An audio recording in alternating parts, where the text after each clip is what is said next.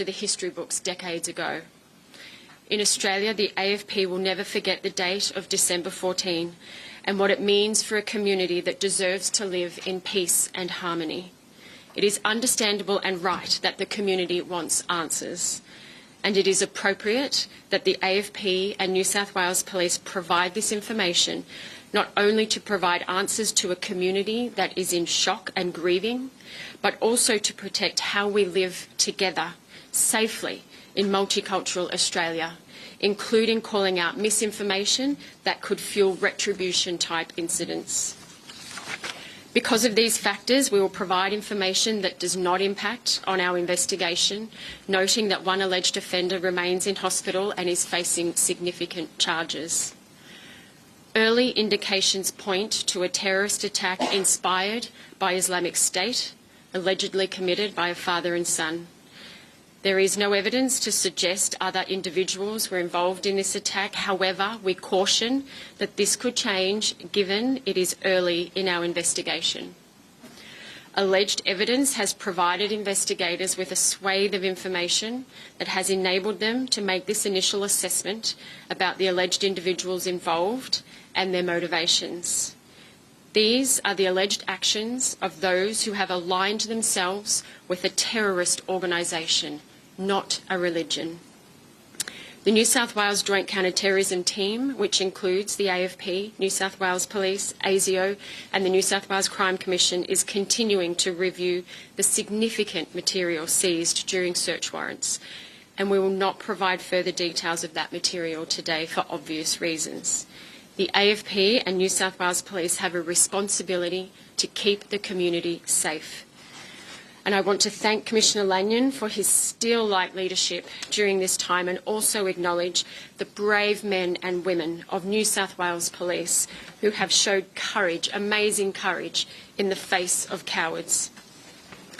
Now, we understand words and information are important for context and for comfort. However, we are very much focused on action, including conducting a thorough investigation. This investigation will be highly visible, precise, and it will operate around the clock. The New South Wales Joint Counter-Terrorism Team investigation will leverage all unique powers, capabilities and international networks. Thank you. Commissioners, where and with whom did the ACRAMs carry out their militant training in the Philippines, and when did Australian authorities...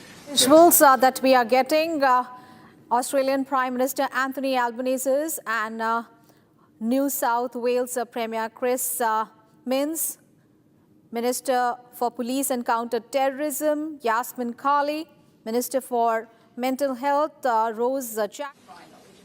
That's obviously part of the investigation. We've been fairly clear that we believe that there were 2 people involved in this cowardly attack. We continue to investigate the matter thoroughly to determine if there's anyone else involved. Did the trip to the Philippines trigger any security alert in Australia? And if not, was that an intelligence failure? Not that I'm aware of, and I don't believe it was an intelligence failure at all.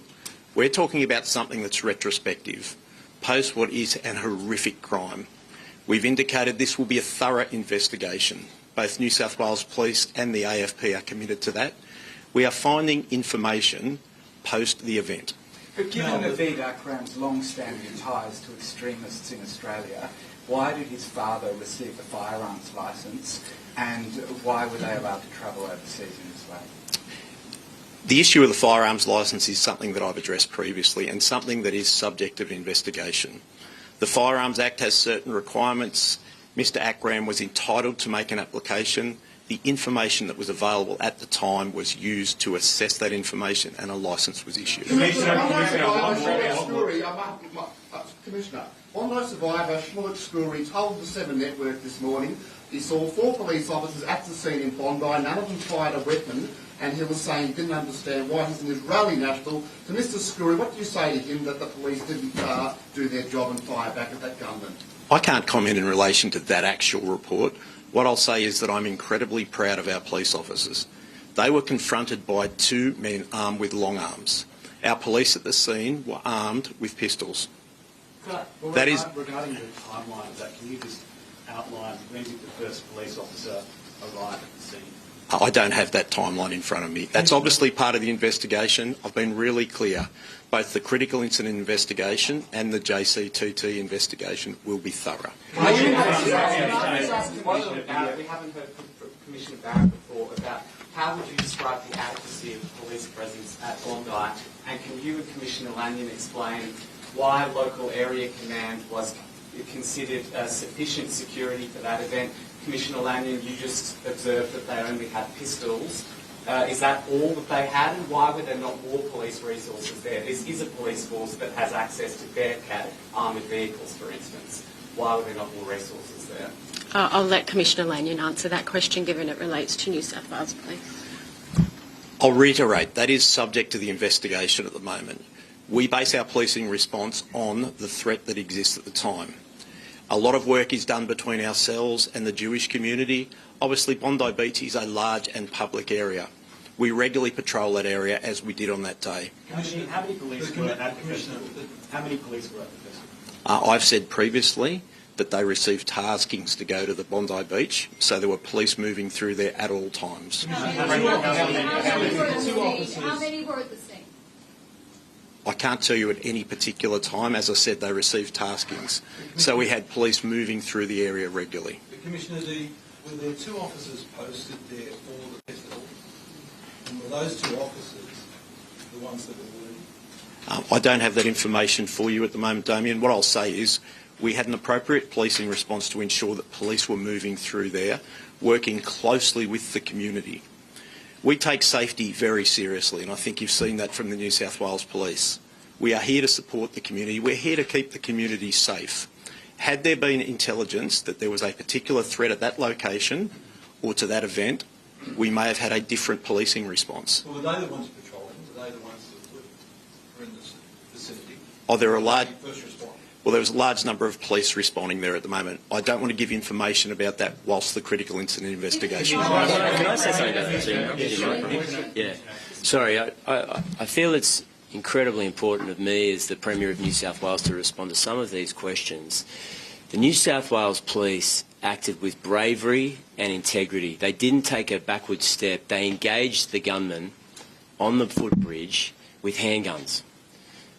The offenders had long-range rifles, and New South Wales police officers were responsible for killing one of them and shooting the other one, and as a result, saving many, many people's lives.